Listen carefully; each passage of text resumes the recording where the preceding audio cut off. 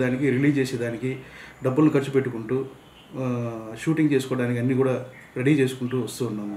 కానీ సడన్గా రామకృష్ణ అనే తోట అనే వ్యక్తి తన పేరు మీదుగా, తన ప్రొడక్షన్ పేరు మీదుగా ప్రెస్లోను అండ్ మీడియాలోను తను సినిమా నాది, నేను ప్రొడ్యూసరు, డైరెక్టర్ అంటూ అన్యాయంగా అది రిలీజ్ చేసేసారు. సో అది మాకు ఆర్థిక నష్టంతో పాటు సొంతంగా ఉన్నటువంటి మా పేరు కూడా దెబ్బతినే పరిస్థితికి వచ్చింది.